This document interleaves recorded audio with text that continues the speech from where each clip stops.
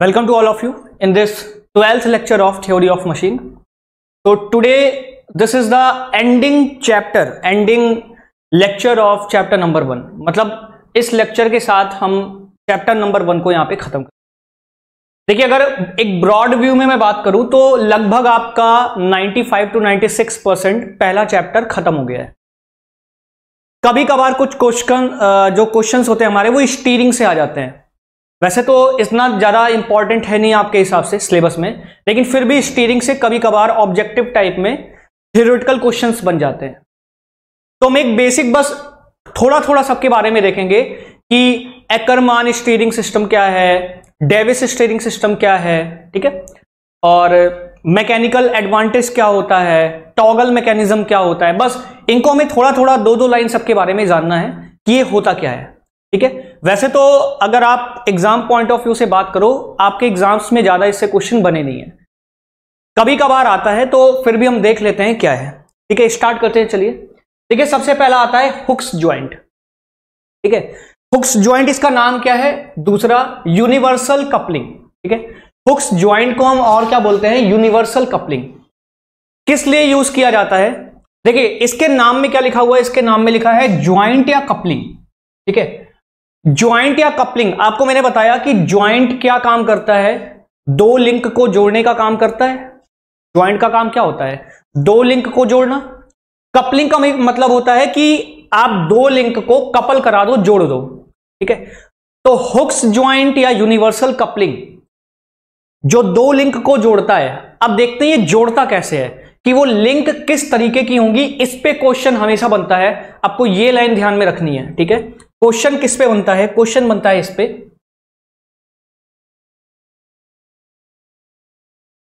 इस लाइन को आपको याद रखना है कि किस तरीके की लिंक को या शाफ्ट को जोड़ने में काम आता है. ये नॉन पैरेलल और इंटरसेक्टिंग शाफ्ट को जोड़ने में काम आता है.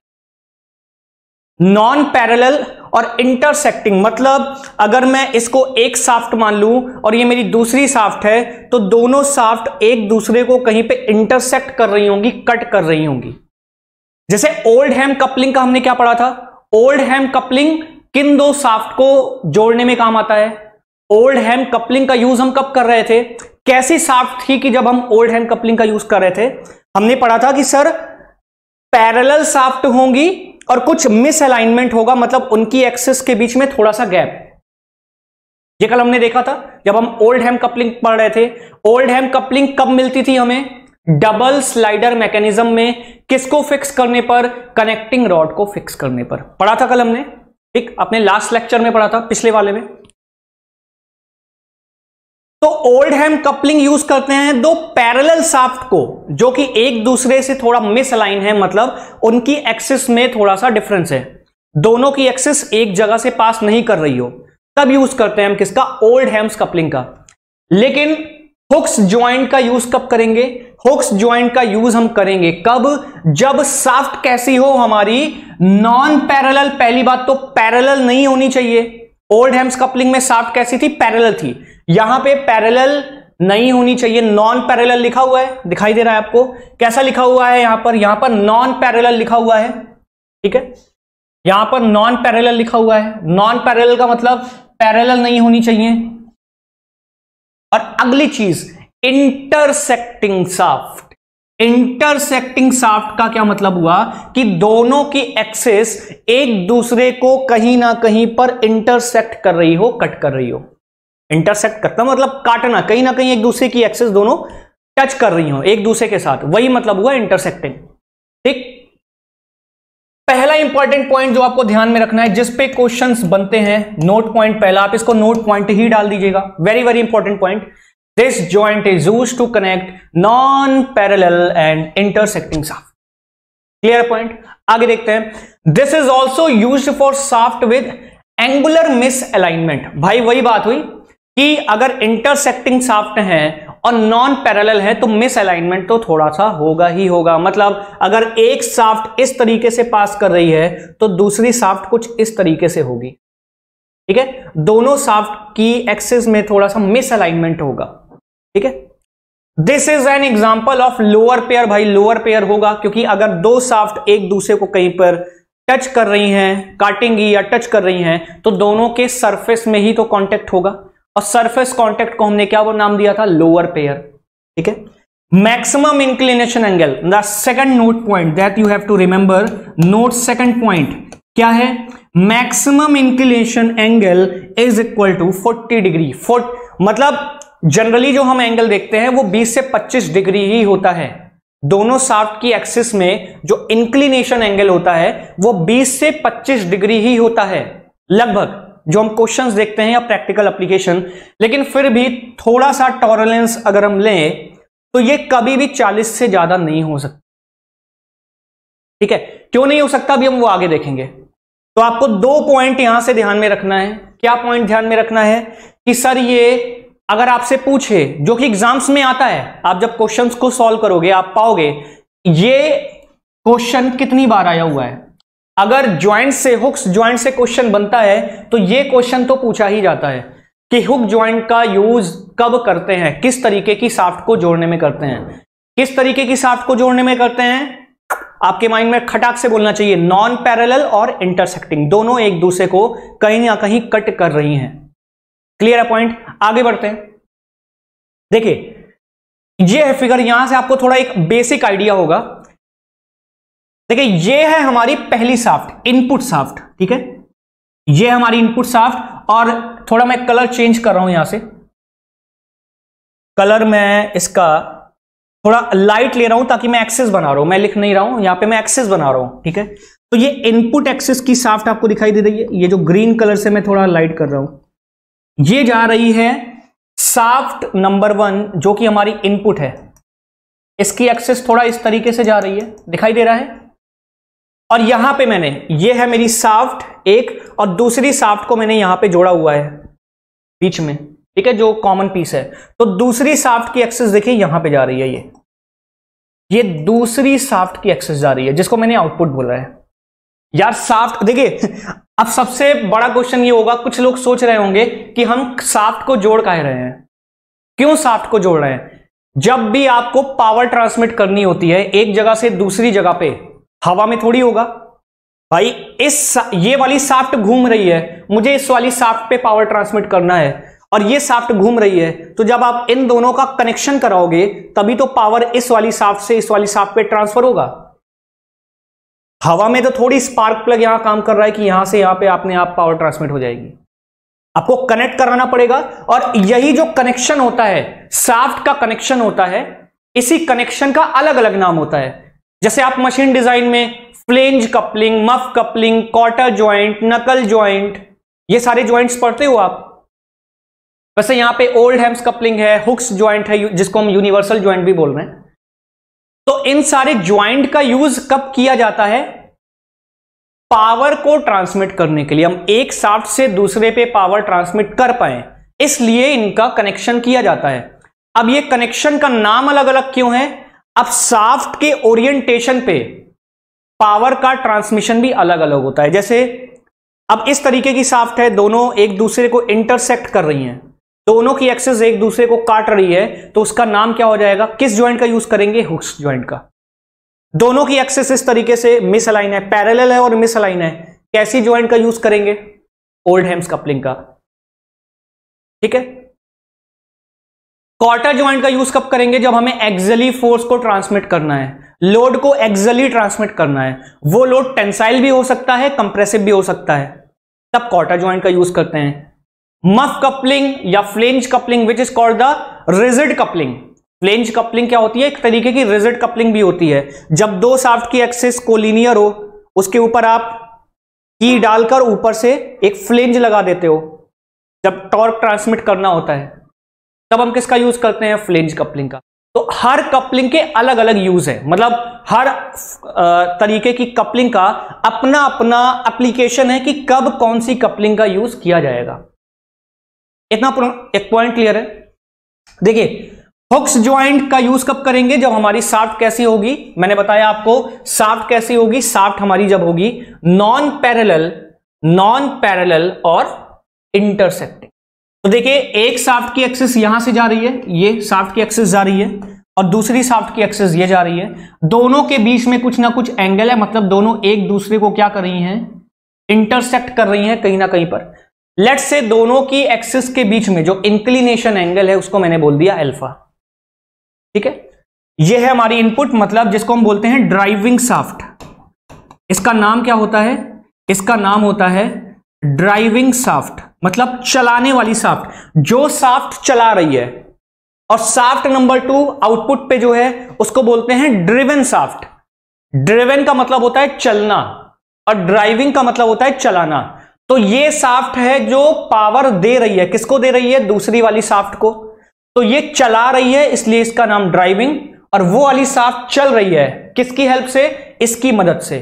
तो वो वाली शाफ्ट चल रही है इसलिए उसका नाम क्या हो जाएगा, ड्रिवन शाफ्ट। ठीक है, जब आप बुक्स में देखोगे तो आपको इस तरीके का नाम दिखाई देगा, ड्राइविंग और ड्रिवन। तो वहां आप कंफ्यूज मत होइएगा। ड्राइविंग का मतलब जो चला रहा है और ड्रिवन का मतलब जो चल रहा है।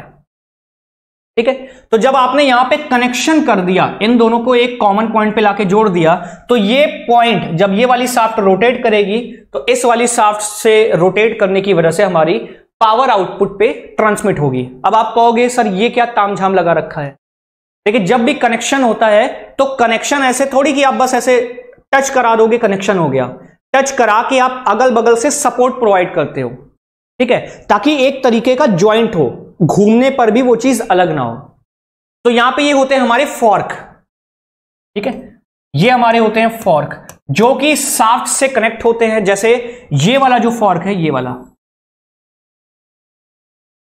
वाला जो फॉर्क है, ये वाला फॉर्क किससे कनेक्ट है, ये वाला फॉर्क कनेक्टेड है शाफ्ट नंबर 1 से। देखिए ये शाफ्ट नंबर 1 से साथ लगा हुआ है।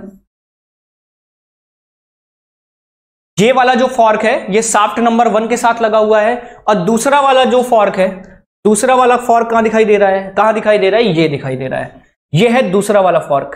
ठीक है, दिस इज सेकंड फॉर्क। ये किसके साथ कनेक्टेड है, ये कनेक्टेड है मेरा किसके साथ, ये कनेक्टेड है शाफ्ट नंबर 2 के साथ। और इनको मैंने एक कॉमन स्फेरिकल पीस लिया, ये है मेरा कॉमन स्फेरिकल पीस। कहां दिखाई दे रहा है, ये है कॉमन स्फेरिकल पीस, ये बीच में।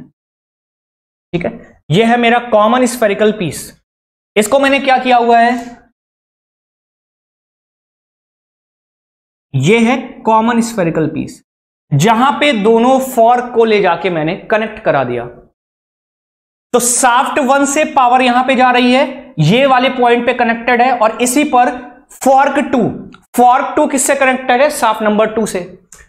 तो शाफ्ट नंबर 1 से पावर गई फॉर्क के माध्यम से, कहां पर, सेंट्रल पीस पे, जो कॉमन पॉइंट है बीच वाला, वो घूमेगा। तो उसके घूमने की वजह से शाफ्ट 2 के साथ लगा हुआ फॉर्क, ये जो मैंने ग्रीन कलर से बनाया है, शाफ्ट नंबर 2 के साथ लगा फॉर्क घूमेगा, और जब फॉर्क घूमेगा तो शाफ्ट 2 भी उसके साथ जुड़ा हुआ है तो वो भी घूमेगा। पॉइंट क्लियर है। तो पावर कैसे ट्रांसमिट हो रही है आपको दिखाई दे रहा है, पावर यहां पर कैसे ट्रांसमिट हो रही है आपको ये चीज दिखाई दे रहा है। पावर ट्रांसमिट हो रही है, पहला घूमा, पहला शाफ्ट घूमा, उस शाफ्ट के घूमने की वजह से पावर कहां पे गई, इसके साथ लगे हुए फॉर्क पे गई। फॉर्क पे गई तो फॉर्क घूमा, फॉर्क कनेक्टेड है किसके साथ, कॉमन पॉइंट जो सेंट्रल पीस आपको दिखाई दे रहा है उसके साथ। उसके साथ तो यार जुड़ा है क्या, उसके साथ तो जुड़ा है शाफ्ट नंबर 2 का भी फॉर्क, तो शाफ्ट नंबर 2 का फॉर्क घूमेगा। अब शाफ्ट नंबर 2 का फॉर्क घूमा तो शाफ्ट 2 भी तो घूमेगा, तो पावर ट्रांसमिट हो गई, यहां से पावर ट्रांसमिट हो गई यहां पर, जो हमें करना था। ठीक है, क्लियर है मेरे ख्याल से इतना पॉइंट क्लियर। तो हुक्स ज्वाइंट में बस आपको इतना ध्यान रखना है, 2 से 3 पॉइंट। वैसे तो अगर हम हुक्स ज्वाइंट पढ़ने जाएंगे बीटेक लेवल पे, या अगर इसको पढ़ने जाएंगे तो बहुत ज्यादा है। इसमें अब कंडीशन निकलती है मैक्सिमम स्पीड की, मिनिमम स्पीड की, ω2/ω1 का फॉर्मूला क्या होता है, बहुत सारी चीजें हैं पढ़ने को। लेकिन हम बेसिक जो एक हल्का हल्का आपके एग्जाम में पूछा जाता है, मैंने बस आपको एक छोटा सा आइडिया दे दिया। अब देखिए एक फॉर्मूला यहां पे हम पढ़ लेते हैं ताकि अगर कभी क्वेश्चन आए तो आप इससे कर लो। ठीक है, देखिए लेट्स से यहां पर इनपुट की जो स्पीड है उसको मैंने बोल दिया ω1। इनपुट वाला जो है ω1 रेडियन पर सेकंड से घूम रहा है, टक टक टक टक टक टक टक टक घूम रहा है, और पावर यहां से ट्रांसमिट हो रही है किसको, आउटपुट वाले को, और आउटपुट वाले की स्पीड मान लीजिए क्या हो गई, आउटपुट वाले की स्पीड हो गई ω2। भाई वो भी तो घूमेगा, शाफ्ट है तो घूमेगा ही। अब शाफ्ट नंबर 1 ω1 से घूम रहा है, इसने पावर ट्रांसमिट की तो ये भी घूमा, इसके पास भी आ गई स्पीड, ω2 से घूम रहा है, टक टक टक टक, ठीक।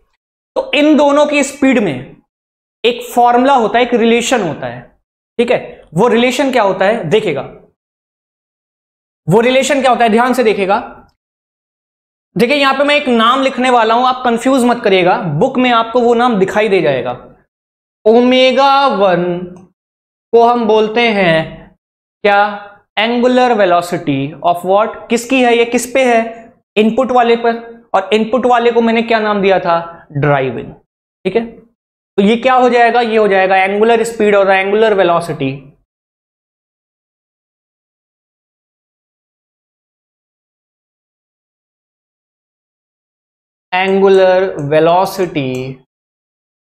Of driving shaft, angular velocity of driving shaft. ω2 क्या हो जाएगा, अच्छा ω2 का नाम क्या है, वो चल रहा है मतलब ड्रिवन है, ठीक है। तो इसका नाम क्या हो जाएगा,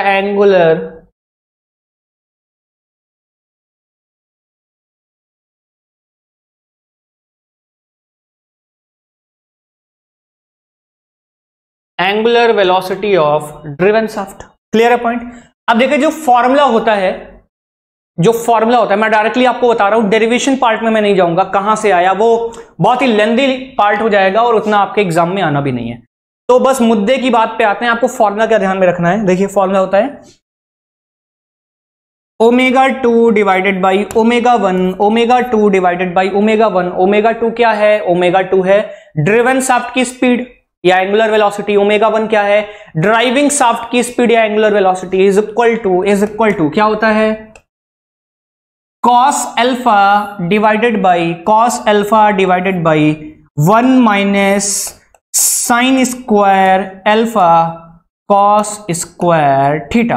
अब बोलोगे सर अल्फा तो पता है क्या है, अल्फा तो दोनों शाफ्ट की एक्सिस में जो एंगल बन रहा है छोटा वाला वही है। अब देखिए कुछ लोग यहां पे गलत कर देंगे, मैंने बोला कि जो अल्फा है, this alpha is the inclination angle between the shaft, this is the, ध्यान से देखिएगा बहुत important point, inclination angle between the shaft, SHAFT shaft. लेकिन आपको यहां पे बोलना चाहिए कि सर यहां पर तो दो एंगल बन रहे हैं, ध्यान से देखिए, एक तो ये वाला एंगल बन रहा है, ये वाला शाफ्ट की एक्सिस जा रही है और दूसरे शाफ्ट की एक्सिस तो ये आ रही है, ठीक है। दिखाई दे रहा है आपको, ना दिखाई दे रहा हो तो चश्मा लगा लीजिए।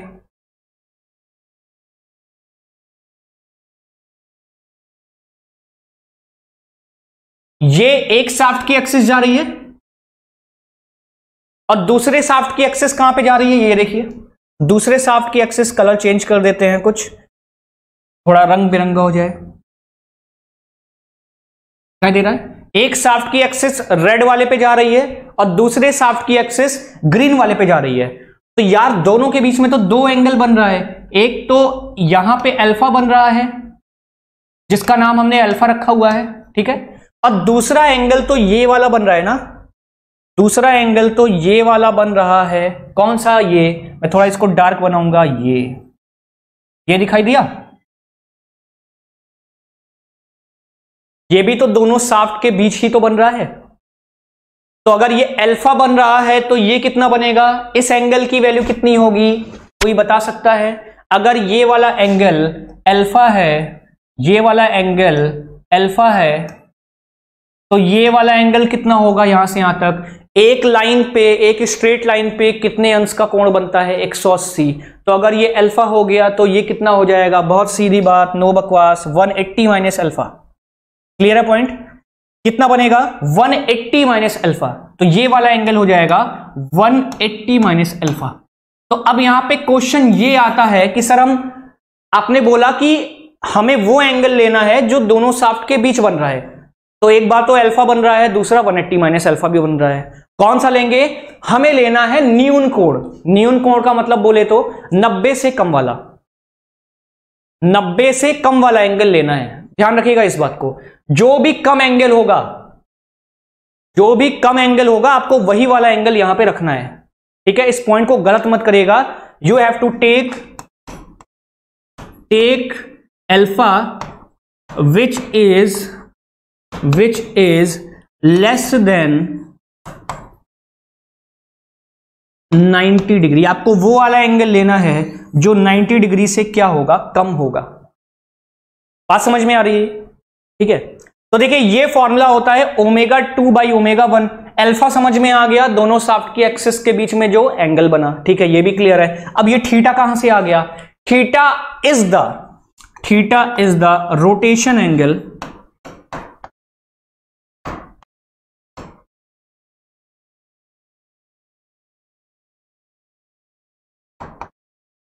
Theta is the rotation angle of shaft 1।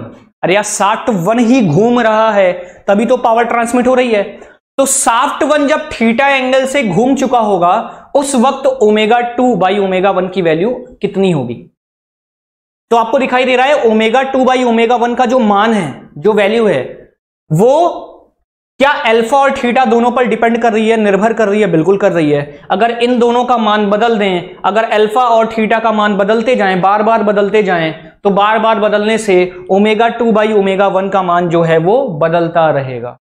Clear है पॉइंट? इसका मतलब कि जो हमारा ω2 है, जैसे जैसे थीटा बदलता जाएगा, जैसे जैसे हमारा थीटा बदलता जाएगा, वैसे ही वैसे क्या होगा? वैसे ही वैसे हमारे ω2 मतलब उस ड्रिवन शाफ्ट की भी स्पीड बदलती जाएगी। पॉइंट समझ में आ रहा है? उस ड्रिवन शाफ्ट की भी स्पीड क्या होगी? बदलती जाएगी। पॉइंट क्लियर है इतना? ठीक, तो ये फॉर्मूला आपको ध्यान रखना है जो हमें रिलेशन बताता है ω2 बाई ω1 के बीच। दो पॉइंट और इसी से निकलेंगे कि इसकी मैक्सिमम और मिनिमम वैल्यू कितनी होगी। सर बता दो। ठीक है, इसकी मैक्सिमम और मिनिमम वैल्यू कितनी होगी बता दो। तो देख लीजिए मैक्सिमम और मिनिमम वैल्यू कितनी होगी। देखिए, अच्छा मैं आपसे पूछूं कि ω2 बाई ω1 का मान मुझे ज्यादा से ज्यादा चाहिए, तो इसके लिए क्या बोलोगे आप? एक, और मैंने अल्फा को फिक्स कर दिया, मतलब इन दोनों शाफ्ट के बीच का जो इंक्लिनेशन एंगल है वो मैंने एक बार बैठा दिया कि मुझे 25 डिग्री ही रखना है, तो वो हमेशा 25 डिग्री फिक्स है। मैं अल्फा को अब नहीं बदल रहा, सिर्फ क्या बदल रहा है? Theta. Theta is what? Theta क्या है? जो हमारा शाफ्ट 1 घूम रहा है उसका रोटेशन एंगल कितना घूमा, तो वो तो लगातार बदलता रहेगा। या शाफ्ट 1 अगर घूम रहा है तो थीटा तो लगातार बदलता रहेगा। तो मैंने बोला अल्फा को मैंने फिक्स कर दिया और मैं थीटा को लगातार बदलता जा रहा हूं बार बार, क्योंकि घूमने से बदलेगा। तो ω2 बाई ω1 की मैक्सिमम वैल्यू कितनी होगी? अगर मैंने अल्फा को फिक्स कर दिया तो कॉस अल्फा का मान हमारा फिक्स हो गया, नियत हो गया। किसका मान बदल रहा है? नीचे वाले टर्म, जिसको हम हर बोलते हैं, डिनोमिनेटर बोलते हैं।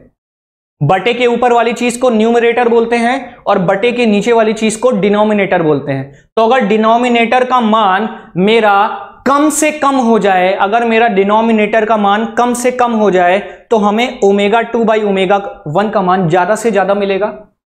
आप कहोगे समझ नहीं आया, तो समझ इसलिए नहीं आया, जरा यहां पे देखिए। अगर मैं बोलूं आपसे कि y is equal to 1 divided by x, मैं बोलूं मुझे y का ज्यादा से ज्यादा मान चाहिए, तो आप यही तो बोलोगे कि सर जब x कम से कम होगा, दोनों वृत्त क्रमानुपाती हैं, एक दूसरे के इनवर्सली प्रोपोर्शनल हैं, तो जब x का मान कम से कम होगा तभी तो y ज्यादा से ज्यादा होगा। तो मैं यहां पे वही तो पूछ रहा हूं कि ω2 बाई ω1 का मान क्या होगा ज्यादा से ज्यादा। आप बोलोगे जब sir 1 minus sine square alpha cos square theta का मान कम से कम होगा। ठीक है, तो इसके मैं डेरिवेशन में नहीं जाऊंगा क्योंकि यहां पर मुझे मैक्सिमम मिनिमा लगाना पड़ेगा। मैं डायरेक्टली आपको वैल्यू बता रहा हूं, आप डायरेक्टली वैल्यू नोट करिएगा।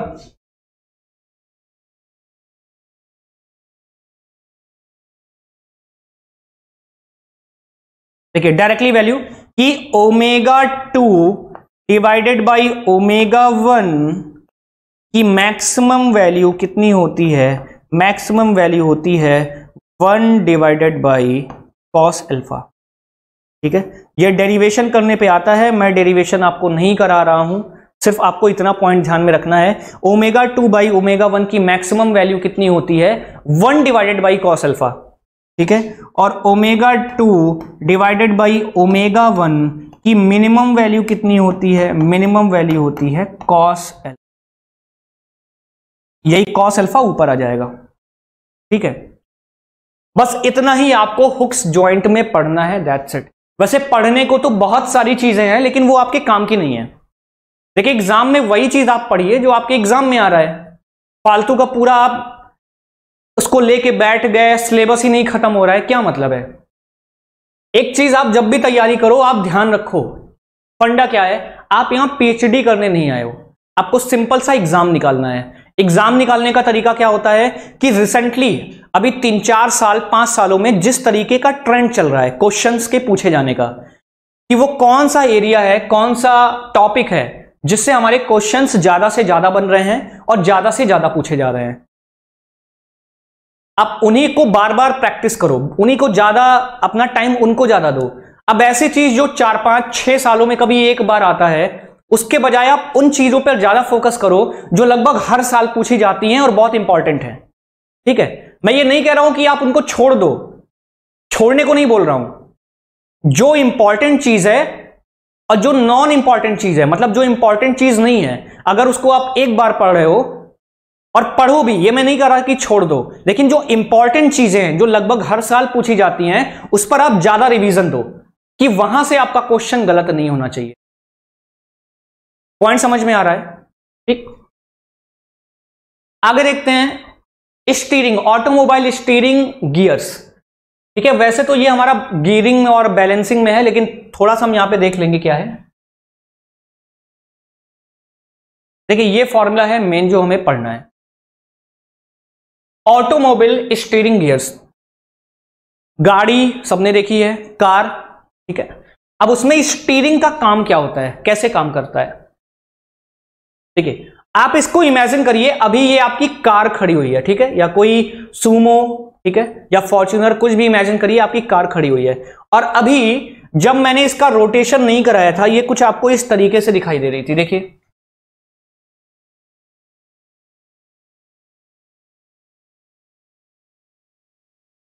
ये है, और यहां पर मैंने इसके पहिए लगा दिए।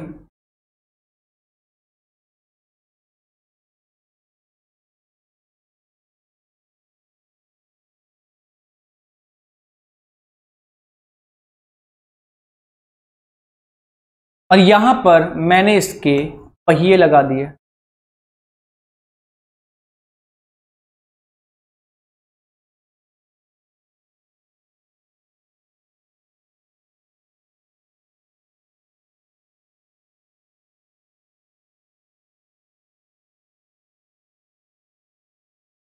क्लियर है?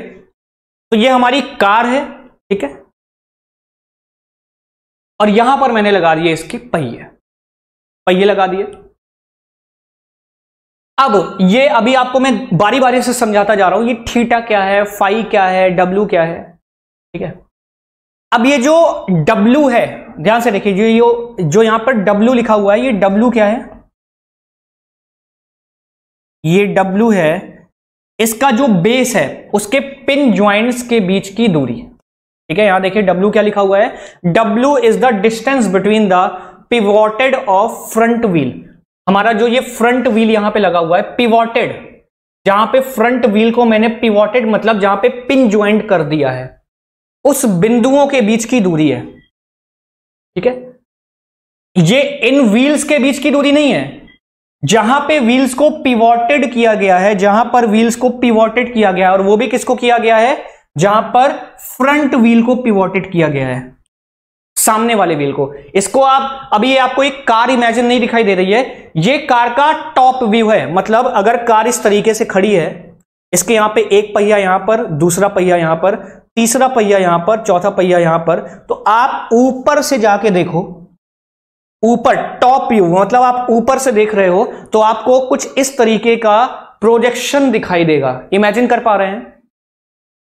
इमेजिन कर पा रहे हैं? देखिए, मैं अगर आपसे बोलूं कि ये मेरी एक कोई कार है तो एक पहिया यहां पे लगा होगा, एक पहिया यहां पर, दूसरा यहां पर और अगला यहां पर। आप जब इसको टॉप व्यू से देखो और इसको यहां पर प्रोजेक्ट कर दो, देखिए इस तरीके से, देखिए यहां पर एक पहिया, यहां पर एक पहिया, यहां पर एक पहिया, यहां पर एक पहिया, तो आपको कुछ इस तरीके का शेप दिखाई दे रहा होगा टॉप व्यू से, ठीक है।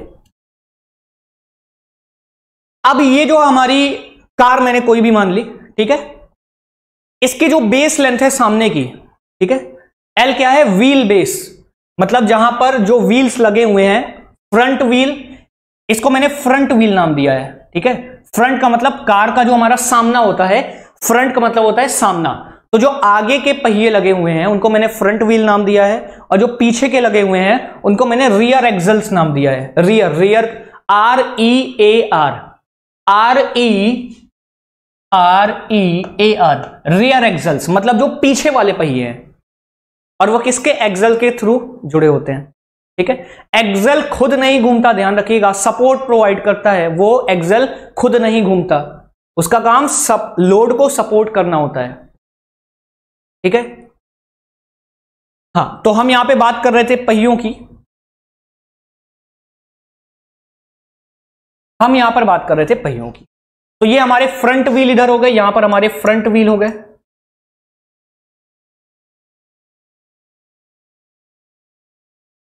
और ये रियर व्हील्स, ठीक है। ये फ्रंट व्हील हो गए यहां पर सामना, और रियर व्हील्स हो गए। इन दोनों के बीच की जो व्हील बेस है उसको मैंने एल बोला हुआ है, ठीक है। तो ये डिस्टेंस हो गई यहां से यहां तक एल, तो यहां से यहां तक के डिस्टेंस को मैंने एल बोल दिया, ठीक है, बहुत सही। अब देखिए ये जो हमारी कार है, अच्छा यहां पे ए भी है, ए को हमने क्या बोला हुआ है, ए क्या है, a is the distance, a is what, a is the distance between the two wheels of the rear axles. ये पहिए जहां पर लगे हुए हैं, ये जो हमारे पहिए लगे हुए हैं, ये उनके बीच की दूरी है। ए और डब्ल्यू में आप कंफ्यूज मत करिएगा, डब्ल्यू को मैंने क्या बोला हुआ है, डब्ल्यू को मैंने बोला हुआ है क्या, distance between the pivoted of front wheel. Pivoted का मतलब होता है जहां पर मैंने उनको पिन ज्वाइंट किया हुआ है, उनके बीच की दूरी को डब्ल्यू बोला है। और एक इसको बोला हुआ है जो रेयर व्हील्स लगे हुए हैं उनके बीच की दूरी को।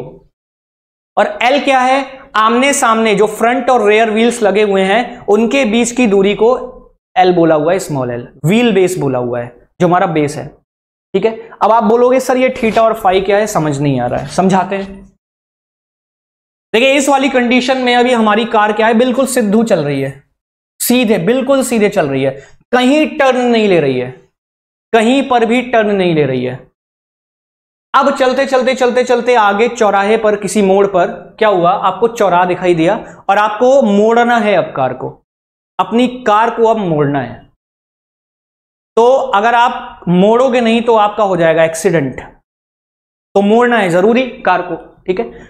तो ऑटोमोबाइल जो स्टीयरिंग का, अब यहां पे आपको समझ में आएगा स्टीयरिंग का मतलब क्या है। स्टीयरिंग का यूज ही करते हैं जब हमें क्या लेनी हो, टर्निंग, ठीक है। जब हमें ऑटोमोबाइल या कोई भी गाड़ी की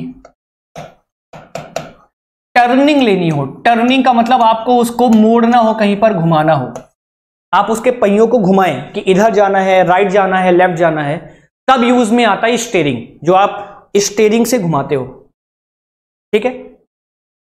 तो स्टीयरिंग का यूज समझ में आया कि सिंपल भाषा में स्टीयरिंग का यूज किया जाता है फॉर द टर्निंग पर्पस, ठीक है। स्टीयरिंग का यूज किसके लिए किया जाता है, फॉर द टर्निंग पर्पस, गाड़ी को घुमाने के लिए, ठीक है। किसके लिए किया जाता है, गाड़ी को घुमाने के लिए। अब देखिए अभी तक हमारी कार जो है वो बिल्कुल सीधी चल रही थी, अब लेट्स से आगे जाने पर हमें राइट साइड में मोड़ना है, ठीक है। हमने क्या किया, राइट साइड में, राइट साइड में हमने क्या लिया, हमने टर्न लिया, हमने राइट साइड में टर्न लिया, मतलब अपनी कार को दाईं तरफ घुमाया, दाईं तरफ घुमाया, हमने अपनी कार को दाईं तरफ क्या कर लिया है, घुमा लिया है। अब आप ये बोलोगे कि सर ये थीटा और फाई यहां पर क्या लिखे हुए हैं, ठीक है। अब यहां पर थीटा और फाई क्या लिखे हुए हैं, तो ये जो थीटा और फाई हैं ये हैं हमारे जो फ्रंट व्हील, जो हमने स्टब एक्सल्स लगा रखे हैं, वहां पर जो दो व्हील्स लगा रखे हैं उसके turning angle,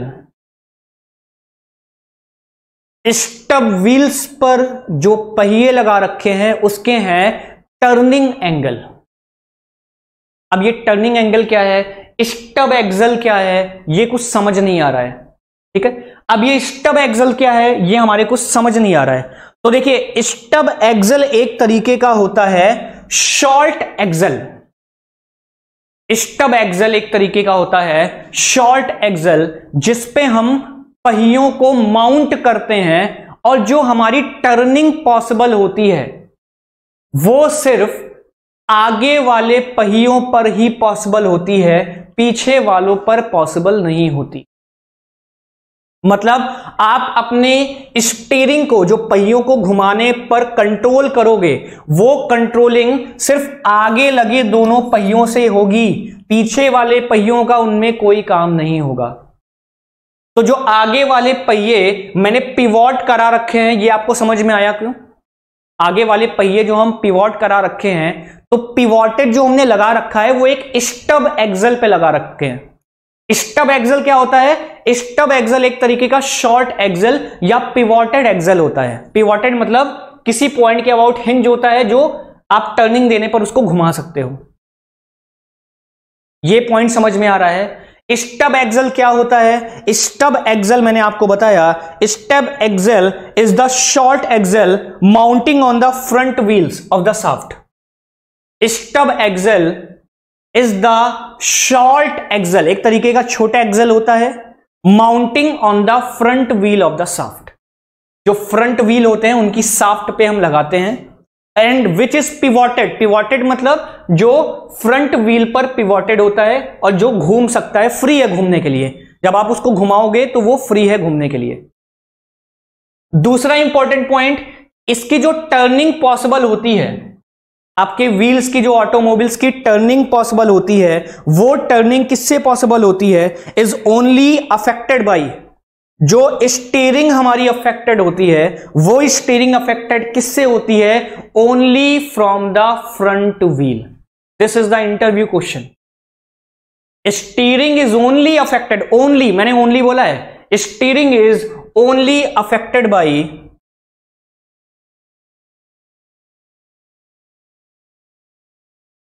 steering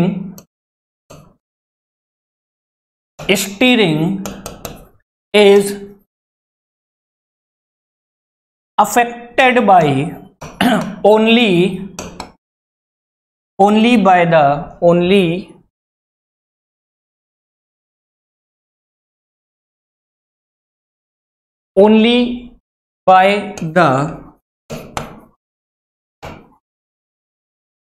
front wheels. बात समझ में आ रही है? जो स्टीयरिंग पॉसिबल होती है, अफेक्टेड होती है, उसमें सिर्फ किसका रोल होता है? आगे वाले पहियों का, पीछे वाले पहियों का रोल कुछ नहीं होता। इतना पॉइंट क्लियर है? देखिए एक कहानी है, इसको बस सुनते रहिए, मजे लेते रहिए। ठीक है, तो इतना समझ में आया स्टीयरिंग का यूज क्यों करते हैं। स्टीयरिंग का यूज हम करते हैं when an automobile takes a turn on the road. ठीक है, जब ऑटोमोबाइल क्या कर रहा हो, ऑटोमोबाइल ले रहा हो रोड पर टर्न।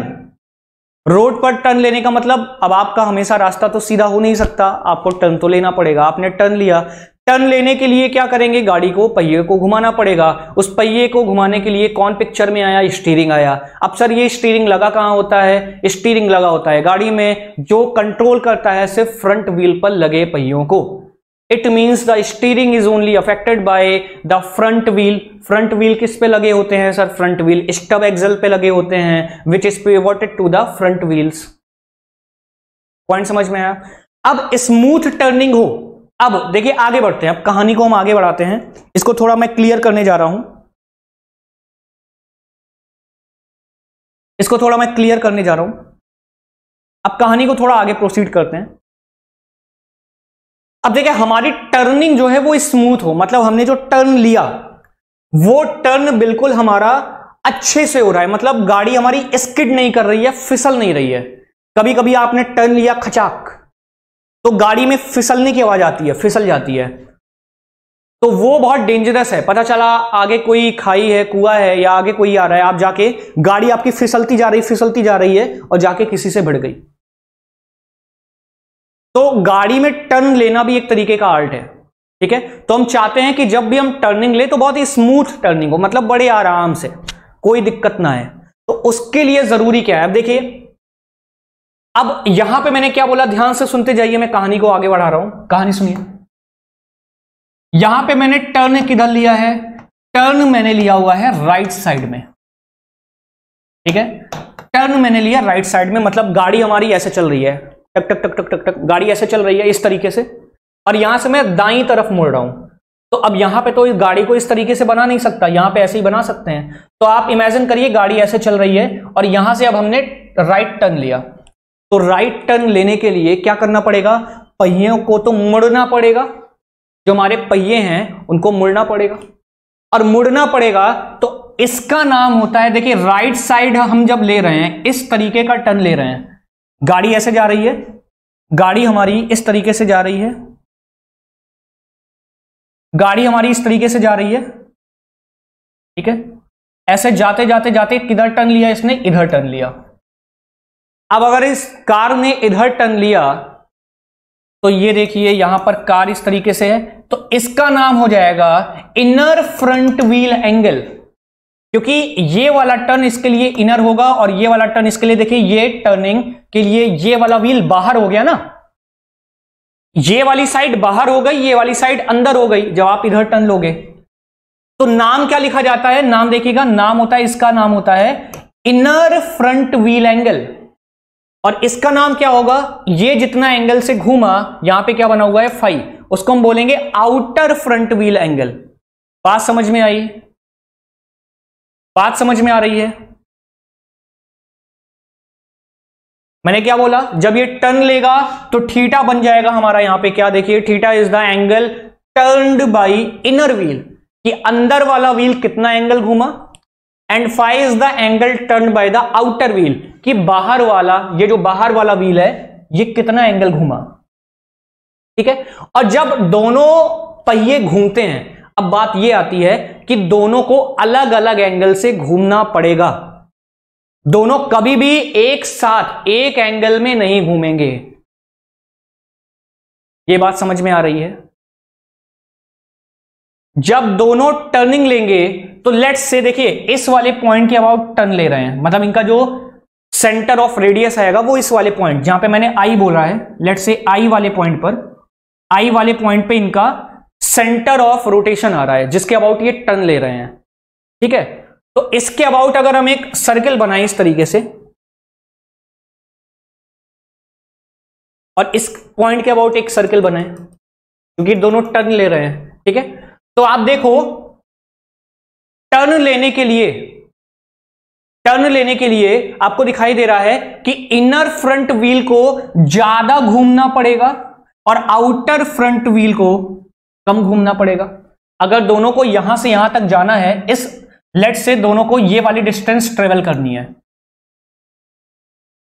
दोनों को ये वाली डिस्टेंस ट्रेवल करनी है यहां तक, ठीक है, यहां तक जाना है दोनों को। अभी दोनों यहां पर थे, तो आपको दिखाई दे रहा है अगर ये S1 है, ये S2 है, ठीक है,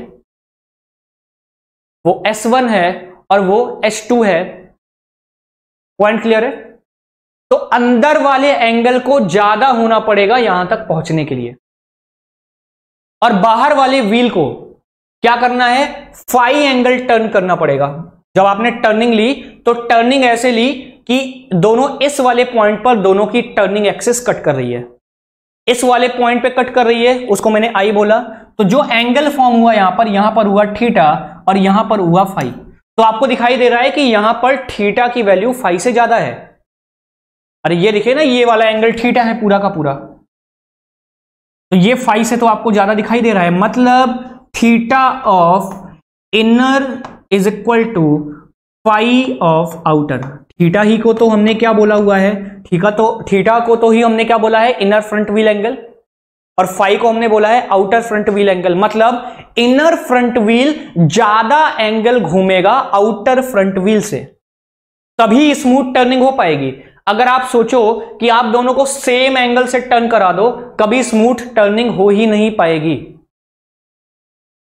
क्योंकि टर्निंग लेते वक्त दोनों को एक कंसेंट्रिक सर्किल बनाना पड़ेगा इस पॉइंट के अबाउट, और कंसेंट्रिक सर्किल तभी बनेगा जब दोनों का एंगल अलग अलग होगा, और अलग अलग में भी अंदर वाले का एंगल ज्यादा होगा। ठीक है, अंदर वाले का भी एंगल क्या होगा, ज्यादा होगा। ये पॉइंट समझ में आ रहा है? ठीक है, तो यहां से हमने देखा कि theta inner front wheel angle को ज्यादा होना पड़ेगा टर्निंग लेने के लिए आउटर फ्रंट व्हील से, तभी हमारी जो टर्निंग होगी वो स्मूथ टर्निंग होगी, अदरवाइज नहीं। ठीक है, अब यहां पे इस ट्रायंगल्स में क्या किया गया है, इन ट्रायंगल में tan थीटा कॉट थीटा ये सारी चीजें लगाई गई हैं और एक फॉर्मूला डेराइव किया गया है। ठीक है, तो वो फॉर्मूला क्या आया है, लास्ट में मैं आपको डायरेक्टली रिजल्ट बता दे रहा हूं। ठीक है, रिजल्ट देख लीजिएगा, रिजल्ट ये आया है, cot phi minus cot theta is equal to W divided by L। ठीक है, W डिवाइडेड बाई L लिखा हुआ है, ये क्या लिखा हुआ है, W डिवाइडेड बाई L। ये लिखा हुआ है cot phi minus cot theta is equal to small w divided by L। W क्या है, L क्या है, यहां पे लिखा हुआ है, मैंने आपको बताया भी है, इस पिक्चर में देख लीजिए। W क्या है, L क्या है, this is W, front wheel जहां पर पिवोटेड किए गए हैं, ये हो गया L, यहां पर हमने पहिए लगा रखे हैं।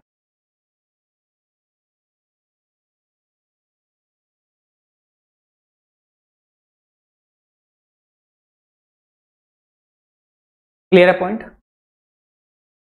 अब इस फिगर में देखिए कैसे आया रिलेशन।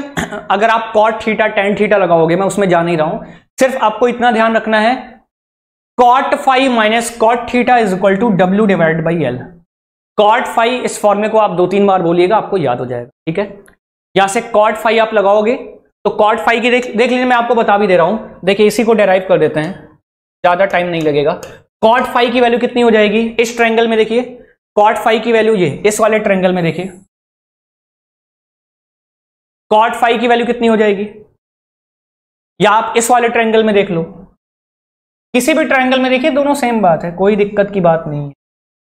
तो कॉट फाई की वैल्यू बताइए कितनी आ जाएगी, तो हम इस वाले में लगा देते हैं, देखिए हम इस वाले में लगा देते हैं, इस वाले में। ठीक है, कॉट फाई कितना हो जाएगा, कॉट कितना होता है, कॉट बराबर क्या होता है, आधार बटे लंब, आधार बटे लंब, तो इसका आधार कितना दिखाई दे रहा है, SI डिवाइडेड बाई लंब कितना है, लंब है SP। ठीक है, और कॉट थीटा कितना हो जाएगा, कॉट थीटा कितना हो जाएगा, कॉट थीटा कितना हो जाएगा, कॉट थीटा के लिए आधार वही है, SI ही है।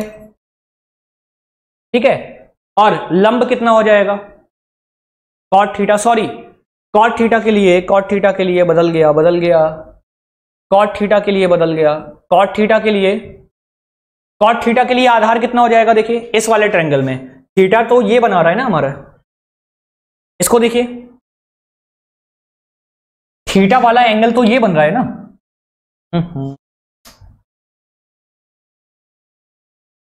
थीटा वाला एंगल तो ये बन रहा है, ये है थीटा वाला एंगल।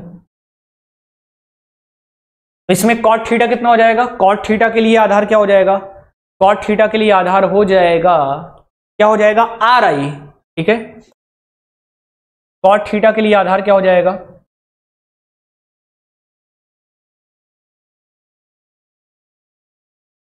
कॉट थीटा के लिए आधार हो जाएगा RI डिवाइडेड बाई लंब कितना है, आधार लंब कितना है, लंब तो उतना ही है, ये वाली RQ या QR बोल दीजिए, RQ या QR बोल दीजिए। ठीक है, तो यहां से हम इक्वेशन 1 में से इक्वेशन 2 को घटा देते हैं, इक्वेशन 1 में से इक्वेशन 2 को घटा दीजिए, कितना आ जाएगा, cot phi minus cot of theta is equal to, पहले में से दूसरे को घटा दीजिए, कितना आ गया, ये आ गया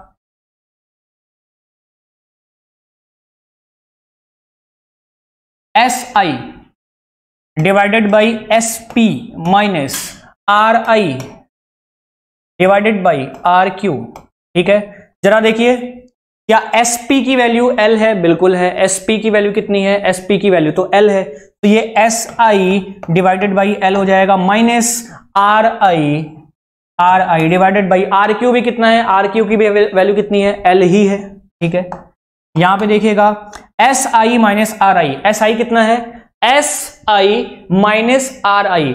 इस पूरे में से अगर हम इतना घटा देंगे तो मुझे इतना ही तो मिलेगा, और इतना कितना है? W के बराबर। ठीक है, W डिवाइडेड बाई L। तो वही फॉर्मूला आ गया जिसकी मैं बात कर रहा था, cot phi minus cot theta is equal to W by L। इसको बोलते हैं करेक्ट स्टीयरिंग।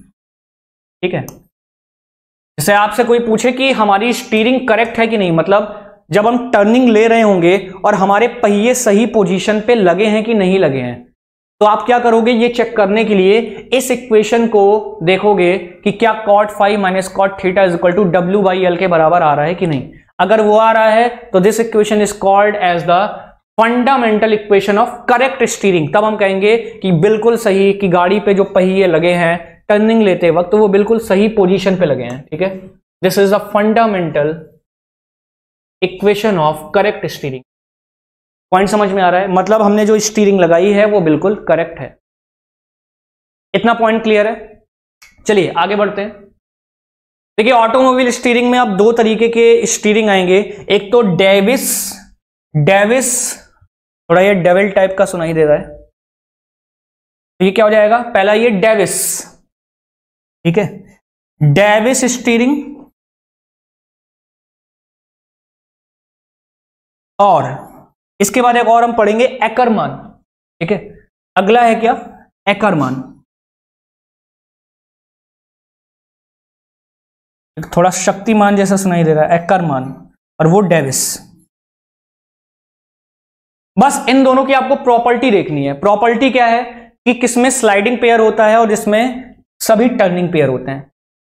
ठीक है, इन स्टीयरिंग सिस्टम की अपनी अपनी खासियत होती है, ठीक, और अपने अपने ड्रॉबैक होते हैं। डेविस स्टीयरिंग सिस्टम का यूज कब करते हैं? देखिए, डेविस और एकरमन में क्या डिफरेंस है हमें ये देखना है। अभी मैं आपको बता दूंगा क्या याद रखना है इसमें। द डेविस स्टीयरिंग है स्लाइडिंग पेयर, फिगर दिखाई दे रहा है, ये डेविस का है, और इसमें आपको यहां पर स्लाइडिंग पेयर दिखाई दे रहा है। इसमें यहां पर ये देखिए हमें स्लाइडिंग पेयर दिखाई दे रहा है, एक स्लाइडिंग पेयर ये है और एक स्लाइडिंग पेयर ये है। तो डेविस में स्लाइडिंग पेयर होते हैं। ठीक है, the Davis steering system as a sliding pair, it means more friction and easy wearing. भाई जाहिर सी बात है, अगर कोई चीज स्लाइड करेगी तो उसकी पूरी सरफेस कांटेक्ट में आ रही है, स्लाइड करेगी तो वहां पे ज्यादा फ्रिक्शन लगेगा, और ज्यादा फ्रिक्शन लगेगा तो वहां पे बहुत आसानी से वीरिंग होगी। इस बात को समझ पा रहे हैं? अगर हमने स्लाइडिंग पेयर लगा रखे हैं अपने सिस्टम में, तो स्लाइडिंग पेयर की वजह से क्या होगा? स्लाइडर पेयर क्या करेगा? हमारे सिस्टम में फ्रिक्शन को बढ़ा देगा, और फ्रिक्शन बढ़ेगा तो वियर बहुत, जहां पे फ्रिक्शन ज्यादा होता है वो चीज घिसती बहुत जल्दी है, घिसना उसका बहुत आसानी से हो जाता है, और जो बहुत ही आसानी से वीरिंग होगी और इजी वीरिंग होगी, तो आप जाहिर सी बात है सोचो कि अगर बहुत आसानी से ये घिस रहा है, क्या कुछ समय के बाद ये उसी कंडीशन को फुलफिल कर पाएगा जिस पे हमने इसको बनाया था? नहीं। आपने अपने टायर को बनाया, किसी ऑब्जेक्ट को बनाया किसी पर्पस को फुलफिल करने के लिए, एंड आफ्टर सम टाइम वो घिस घिस के उसकी डायमेंशन ही बदल गई। जो लेंथ, विड्थ और हाइट आपने ले रखी थी, घिस घिस कर वो चेंज हो गया, तो क्या अब वो उस फॉर्मूले को, करेक्ट स्टीयरिंग वाले फॉर्मूले को सेटिस्फाई कर पाएगा? बिल्कुल नहीं। तो यही लिखा हुआ है, इसको पढ़िए आप, देखिए, the Davis steering fulfill the condition of correct steering at all position. This is the most important point which you have to learn, जो आपको याद रखना है। ठीक है, क्या याद रखना है? कि it fulfils the correct steering system at all positions, सभी पोजीशंस पर ये फुलफिल करता है। जो डेविस होगा ये सारी पोजीशन पर, वो जो करेक्ट स्टीयरिंग वाला फॉर्मूला हमने पढ़ा, क्या पढ़ा? cot phi minus cot theta is equal to W divided by L। लेकिन इसमें दिक्कत क्या आ जाती है? ड्यू टू मोर फ्रिक्शन, क्योंकि स्लाइडिंग पेयर लगा रखे हैं तो मोर फ्रिक्शन और इजी वीयरिंग की वजह से बाद में इसकी डायमेंशन ही बदल जाती है। तो बाद में आफ्टर सम टाइम लिखा हुआ है, देखिए how wear due to easy wearing it become inaccurate after some time hence not preferred. बात समझ में आई कि स्टार्टिंग में तो ये सारी पोजीशन पर धड़ाधड़ क्या कर रहा है, करेक्ट स्टीयरिंग, मतलब जब आपकी नई नई गाड़ी होगी ये सारी पोजीशंस पर क्या करेगा, करेक्ट स्टीयरिंग इक्वेशन को फॉलो करेगा। लेकिन after some time sliding pair की वजह से क्या हो रहा है, इसमें घिसना बहुत ज्यादा हो गया, बहुत आसानी से घिसने लगा। तो घिसते घिसते क्या हुआ, इसकी डायमेंशन ही बदल गई। डायमेंशन बदल गई तो अब ये करेक्ट स्टीयरिंग के फॉर्मूले को सेटिस्फाई नहीं करेगा, इसलिए क्या हो जाएगा, इट बिकम्स इनएक्यूरेट। देखिए क्या लिखा हुआ है, it becomes inaccurate after some time. कुछ समय के बाद क्या होगा, जब आपकी गाड़ी थोड़ा सा चल रहेगी तो चलने के बाद ये क्या बन जाएगा, इनएक्यूरेट हो जाएगा। इसलिए हेंस नॉट प्रेफर्ड, इसलिए हम इसको यूज नहीं करते जनरली। क्लियर है पॉइंट। अब देखिए डेविस में आपको ये याद रखना है कि डेविस में क्या होता है, 2 टर्निंग पेयर होते हैं और 2 स्लाइडिंग पेयर होते हैं। याद कैसे रखोगे, देखिए किसी भी चीज को याद रखना हो तो हमें वहीं से आइडिया मिलता है। किसी भी चीज को याद रखना हो तो हमको वहीं से ही आइडिया मिलता है। जैसे देखिए डेविस में क्या आ रहा है, इसके नाम में एस आ रहा है। आप अगर नाम देखो, स्टीयरिंग तो दोनों में लगा है, एकरमान स्टीयरिंग और डेविस स्टीयरिंग। तो स्टीयरिंग तो दोनों में लगा है, लेकिन डेविस के नाम में एस आ रहा है, बिल्कुल आ रहा है। और अगर एस आ रहा है तो ये एस हमें क्या बता रहा है, स्लाइडिंग पेयर, मतलब इसमें स्लाइडिंग पेयर होगा।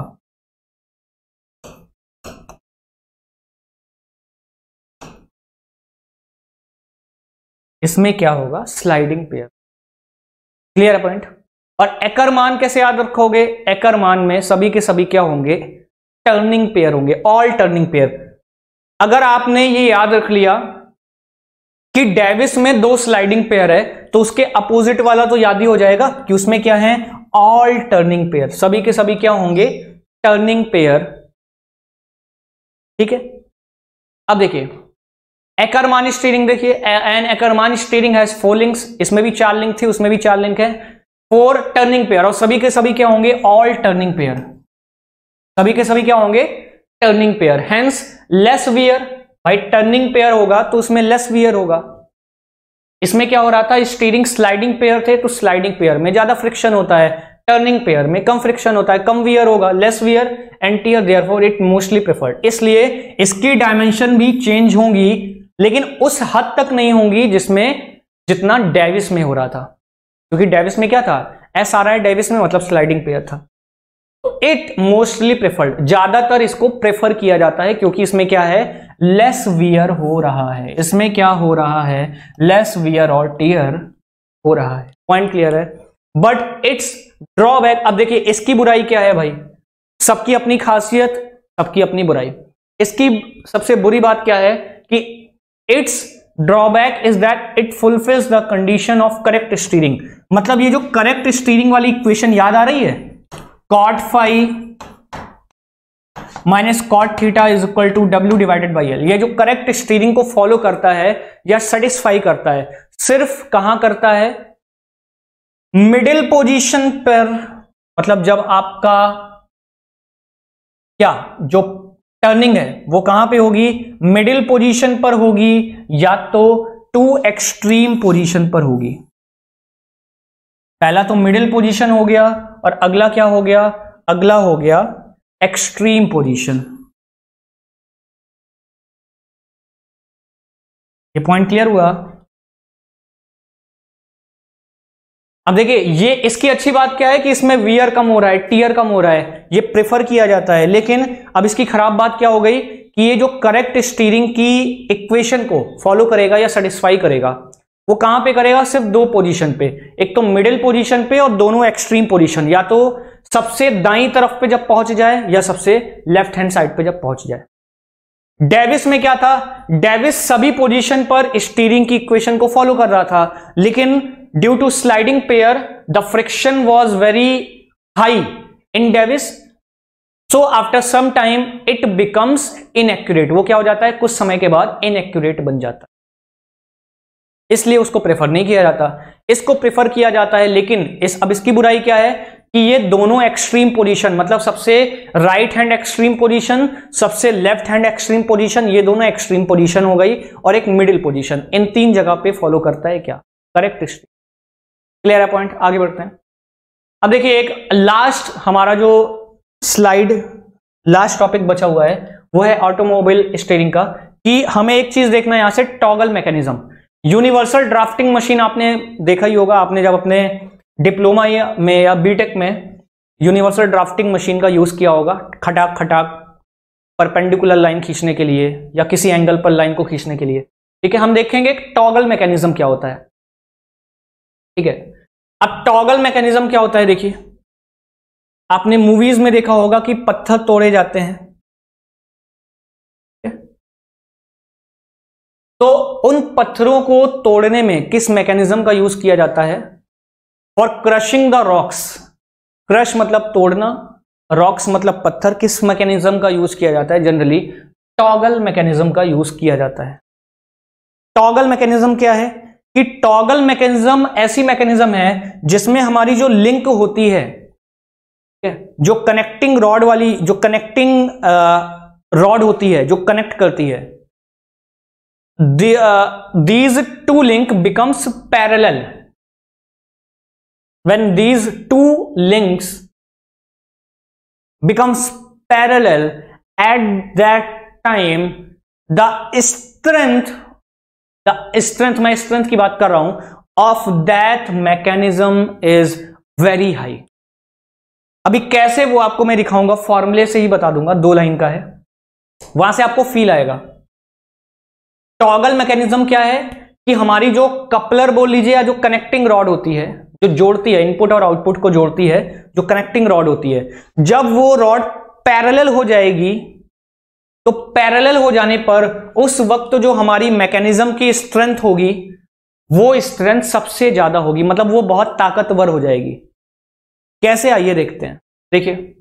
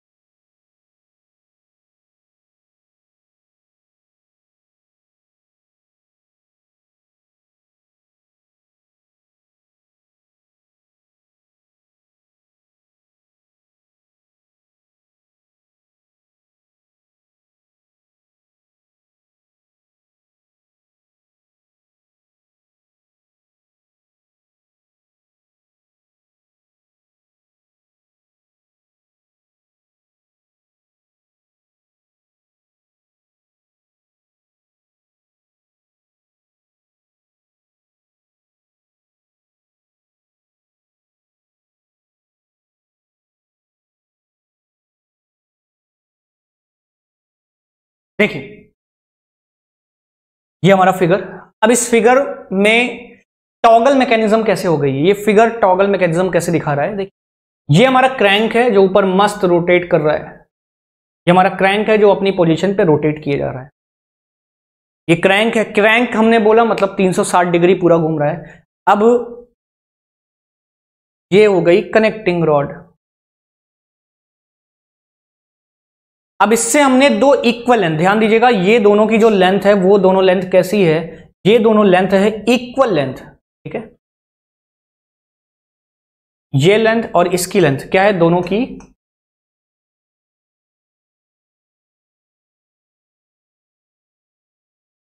की इक्वल लेंथ है। इक्वल लेंथ है इसलिए यहां पे जो एंगल बन रहा है वो भी सेम है। अगर ये अल्फा बना रहा है तो ये भी अल्फा बना रहा है, मतलब दोनों की जो लेंथ है वो इक्वल है। अब क्या हुआ, घूमते घूमते घूमते जब ये चीज घूम रही है तो कनेक्टिंग रॉड ये वाली मेरी किधर जा रही है, नीचे की तरफ जा रही है, नीचे की तरफ जा रही है, दिखाई दे रहा है। और जब ये नीचे आ रही है तो हमारे आउटपुट पे जो मैंने दो लिंक लगा रखी है इक्वल लेंथ की, ये देखिए, एक ये वाली और दूसरी ये वाली, आउटपुट पे मैंने दो रॉड कनेक्ट कर दी।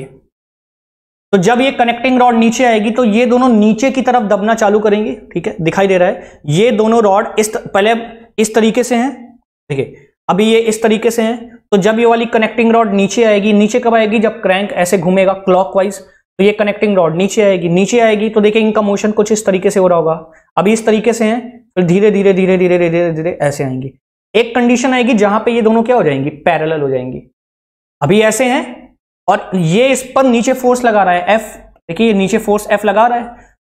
अभी ये दोनों इस तरीके से हैं, तो जब फोर्स लगेगा ये कनेक्टिंग रॉड नीचे आएगी, तो नीचे आएगी तो इनकी पोजीशन देखिए जो इक्वल लेंथ है कुछ इस तरीके से चेंज होती जाएगी ऐसे। और एक टाइम आएगा जब ये बिल्कुल ही नीचे चली जाएगी तो ये वाली लिंक और ये वाली लिंक दोनों क्या हो जाएंगी, पैरेलल हो जाएंगी। बात समझ में आ रही, इमेजिन कर पा रहे हैं। तो जब ये नीचे आएगा इस तरीके से, नीचे आते आते आते आते एक समय आएगा दोनों पैरेलल हो जाएगा। पैरेलल हो जाएगा तो उस वक्त अल्फा कितना हो जाएगा, सर अल्फा तो लगभग 0 हो जाएगा, कि जब वो नीचे आ रहा होगा तो अल्फा कम हो रहा होगा। यार जाहिर सी बात है ना, ये देखो ये इस तरीके से है अल्फा, ये जब अभी यहां पे अल्फा है और जब ये इस तरीके से नीचे आएगा तो नीचे आते आते अल्फा लगभग 0 के बराबर ही तो होगा, ठीक है। इतना क्लियर है पॉइंट, हाँ या ना। हम आगे बढ़ते हैं, कहानी को थोड़ा आगे स्टार्ट करते हैं। तो अब देखिए यहां से हम tan अल्फा की निकालना चाहते हैं वैल्यू, यहां से हम tan अल्फा की निकालना चाहते हैं वैल्यू। तो tan अल्फा की जरा यहां वैल्यू निकालिए। अब इसको मैं हटा दे रहा हूं, इक्वल लेंथ जो मैंने लिखा हुआ है इसको मैं हटा दे रहा हूं क्योंकि यहां पे मुझे थोड़ा स्पेस चाहिए, यहां पर थोड़ा सा मुझे चाहिए जगह। चलिए अब हम लेते हैं कौन सा खतरनाक, रेड कलर। चलिए लगाते हैं इस ट्रायंगल में हम tan अल्फा। तो tan अल्फा आपको दिखाई दे रहा है यहां से,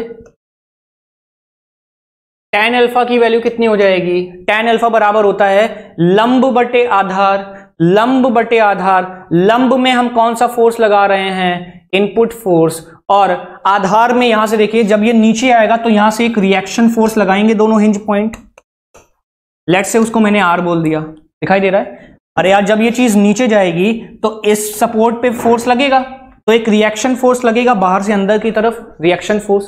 तो tan अल्फा को मैं लिखता हूं लंब बटे आधार। लंब के अकॉर्डिंग कौन सा फोर्स है, लंब के अकॉर्डिंग कौन सा फोर्स है, इनपुट वाला फोर्स। तो यहां से मैंने लिखा input divided by F of out.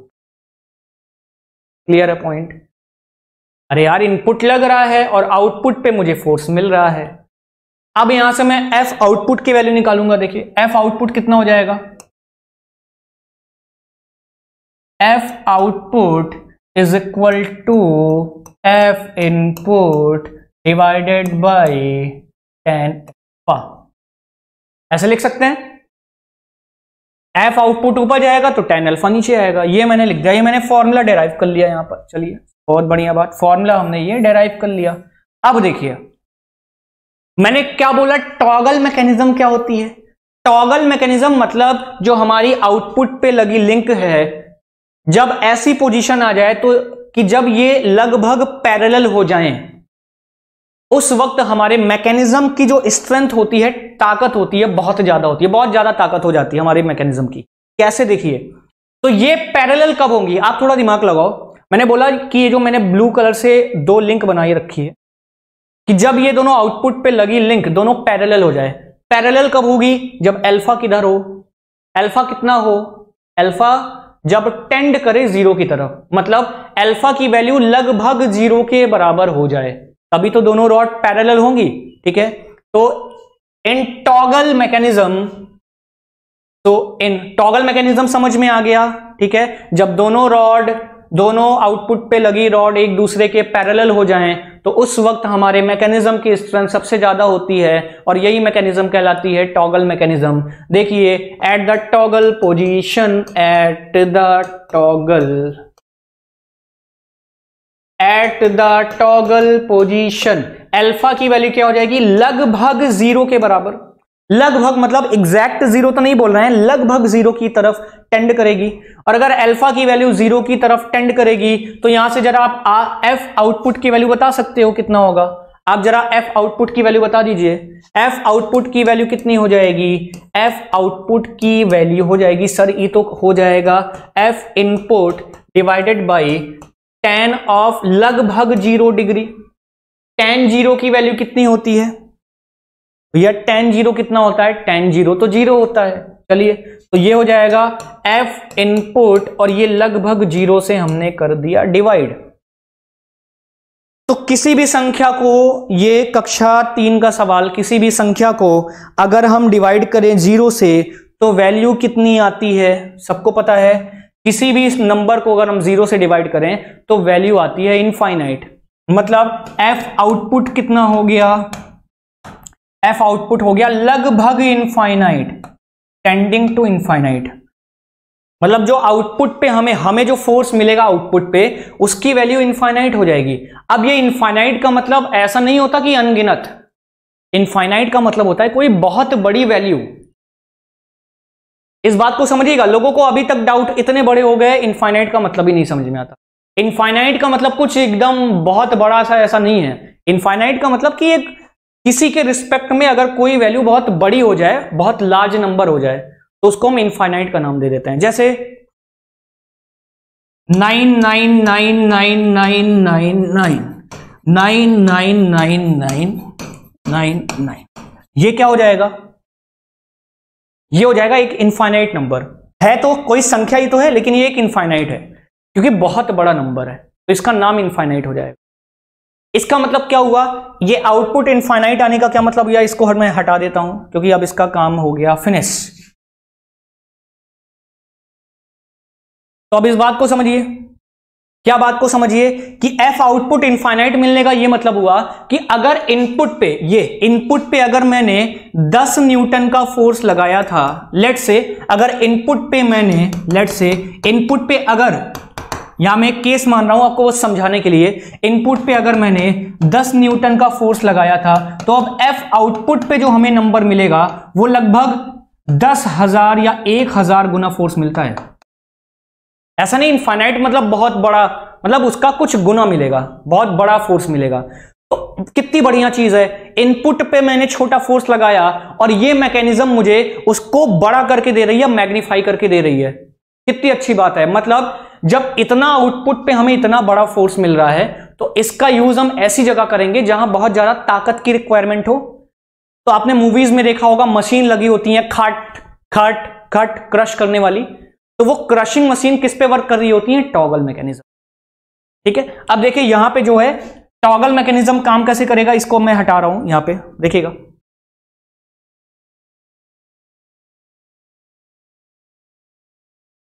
Toggle mechanism काम कैसे करेगा? अब यहां पे जो हिंज पॉइंट था, मैं टॉगल मैकेनिज्म क्रशिंग मशीन बनाने के लिए यहां पे क्या लगा देता हूं, यहां पे एक स्लाइडर लगा दिया, क्रशर टाइप की चीज। अब क्या होगी, जब ये नीचे आएगा तो ये क्रशर जाएगा, यहां पे मैंने पत्थर रख दिया, यहां पे रॉक रख दिया। ठीक है, और इतने बड़े फोर्स के साथ जब ये इस पत्थर पे टक जाके टकराएगा तो पत्थर क्या हो जाएगा? टूट जाएगा। आदमी तो तोड़ सकते हैं लेकिन उनकी हालत खराब हो जाएगी। दिन भर में जितना मिला के आदमी लोग तोड़ेंगे, ये उसका लगभग 50 गुना ज्यादा पत्थर तोड़ देगा। तो ये जो हम मैकेनिज्म पढ़ते हैं, तो इनका डिफरेंट जगह पे अलग अलग एप्लीकेशन है। ठीक है, हर एक यूज के हिसाब से अपनी मैकेनिज्म का अलग अलग नाम होता है। तो बेसिक, अभी हम ये बेसिक्स पढ़ रहे हैं, ये तो चैप्टर 1 है। जैसे जैसे हम आगे बढ़ते जाएंगे आपको बहुत मजा आने वाला है कि यार चीजें हमें सामने दिख रही होती हैं प्रैक्टिकल लाइफ में, बिल्कुल सामने प्रैक्टिकल लाइफ में दिख रही होती हैं, लेकिन due to lack of knowledge, ज्ञान का अभाव होने के कारण हम उनको देख नहीं पाते, पकड़ नहीं पाते। जब आप चीजों को प्रैक्टिकल नॉलेज के साथ जोड़ दोगे, अटैच कर दोगे, आपकी नॉलेज अपने आप इंप्रूव कर जाएगी। चीजों को रटिए नहीं, समझिए क्या कहना चाह रहा है, क्या है। ठीक है, जैसे आप फॉर एग्जांपल थर्मो में पढ़ते हो अवेलेबल एनर्जी। क्या है अवेलेबल एनर्जी? क्या है अवेलेबल एनर्जी? अब आपको अगर मैं एक एग्जांपल बताऊं, अवेलेबल एनर्जी का मतलब क्या हुआ?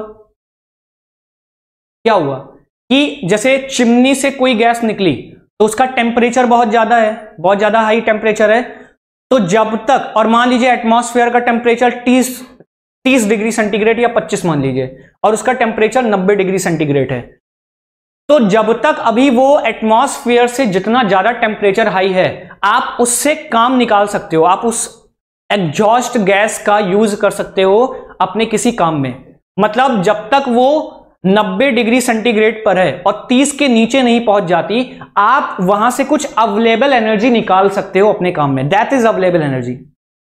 और एक बार अगर उसका टेम्परेचर जो 90 डिग्री सेंटीग्रेड है वो जाके एटमॉस्फेयर में मिल गई और उसका भी टेम्परेचर 30 डिग्री सेंटीग्रेड हो गया, आप फिर उससे कोई काम नहीं निकाल सकते। ठीक है, तो ऐसे चीजों को, ऐसे स्ट्रेंथ ऑफ मटेरियल, आप जितने भी सब्जेक्ट पढ़ते हो मैकेनिकल के, सारे फील के हैं, आप उनको फील के साथ, एग्जाम्पल के साथ पढ़िए, आपको बहुत मजा आएगा। ठीक है,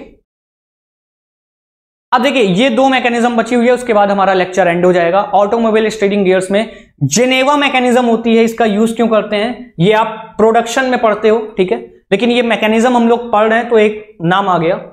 तो जेनेवा मैकेनिज्म ये एग्जाम्स में पूछ लिया जाता है, डायरेक्ट क्वेश्चन पूछ लिया जाता है कि जेनेवा मैकेनिज्म का यूज क्यों किया जाता है। ठीक है, एग्जाम्स में डायरेक्टली आ जाता है। तो जेनेवा मैकेनिज्म का यूज किया जाता है, use to convert continuous rotary motion to intermittent rotary motion. क्या करता है?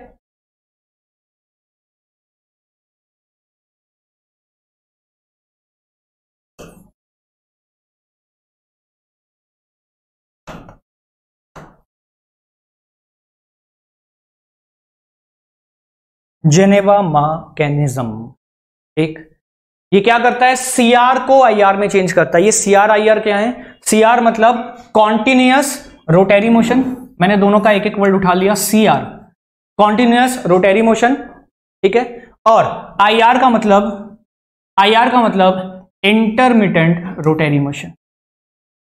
तो ये अगर कोई चीज कॉन्टिन्यूअस रोटेट कर रही है तो उसको रोक रोक के रोटेट कराएगा। तो ऐसी भी मैकेनिज्म होती है जहां पे हमें लगातार रोटरी मोशन नहीं चाहिए होता है, हमें रुक रुक के रोटरी मोशन चाहिए होता है, तो वहां पे कैसा यूज करेंगे?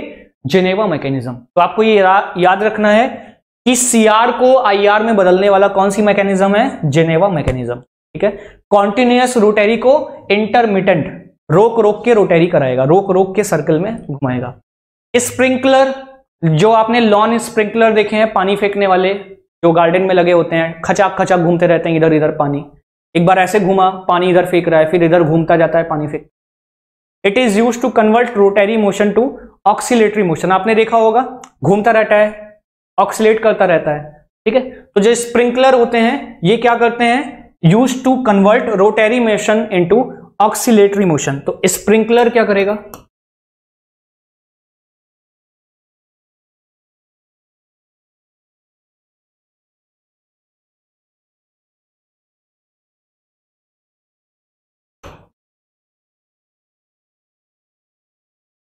रोटरी मोशन इनटू ऑक्सीलेटरी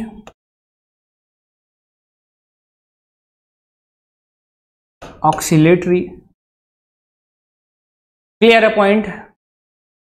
तो जेनेवा क्या करेगा? सीआर को आईआर में चेंज करेगा, और स्प्रिंकलर क्या करेगा? स्प्रिंकलर हमारा रोटरी मोशन को ऑक्सीलेटरी मोशन में चेंज। तो बेसिक इतना हमने चैप्टर 1 में जितना पढ़ा हुआ है इसको आप रिवाइज करिए। अगर कहीं पे कोई प्रॉब्लम आती है, क्वेश्चंस लगाइए, उसको हम एलडीआरसी में डिस्कस करेंगे। ठीक है, और अच्छे से पढ़िए। ठीक है, तो यहां पर अपने चैप्टर 1 को एंड करते हैं। नेक्स्ट लेक्चर में हम मिलेंगे चैप्टर 2 के साथ। ठीक है, all the best, thank you.